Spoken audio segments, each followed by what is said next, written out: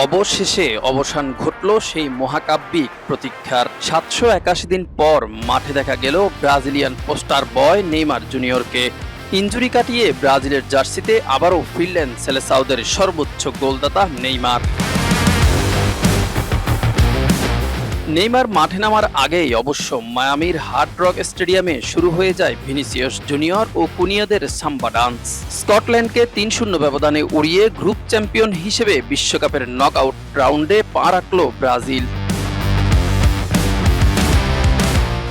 খেলার ৭ মিনিটে Scottish defender Scott ম্যাককেনার ভুলের সুযোগ নিয়ে গোলরক্ষককে বোকা বানালেন ভিনিসিয়াস জুনিয়র। ঠান্ডা মাথার ফিনিশিংয়ে দলকে এনে দিলেন ১-০ ব্যবধানের লিড।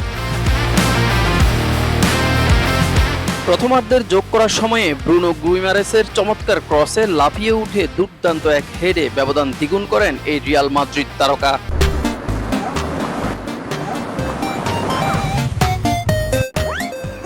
চলতি বিশ্বকাপে নিজের চতুর্থ গোলটি উদযাপন করলেন কর্নার ফ্ল্যাগ ধরে চেনা নাচের ছন্দে।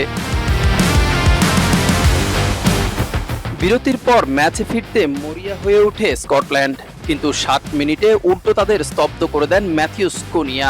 ব্রুনো গুইমারেসের দ্বিতীয় অ্যাসিস্টে বল জালে জড়িয়ে আসরের নিজের তৃতীয় গোলটি তুলে নেন তিনি। গোল করেই লুকাস পাকেতাকে সাথে নিয়ে মেতে ওঠেন সার্ফারদের মতো উত্তাল ঢেউয়ের সেই চেনা উদযাপনে। হাইতির বিপক্ষে জোড়া গোলের পর এই ম্যাচেও গোল পেয়েছিলেন এই তারকা ফুটবলার। ব্রাজিল যেন দীর্ঘদিন পর তাদের নাম্বার ৯ খুঁজে পেল। তবে এই জয়ের রূপকার শুধু ফরওয়ার্ডরাই নন, গোলপোস্টের নিচে চীনের প্রাচীর হয়ে দাঁড়িয়েছিলেন এলিসন বেকার। খেলার দ্বিতীয়ার্ধে স্কটল্যান্ড একের পর এক আক্রমণ করলেও গোল লাইন থেকে একাধিক বল ফিরিয়ে দেন তিনি। বিশেষ করে স্কটিশ তারকা স্কট ম্যাকটোমিনের দুর্দান্ত শট রুখে দেন লিভারপুলের এই গোলরক্ষক।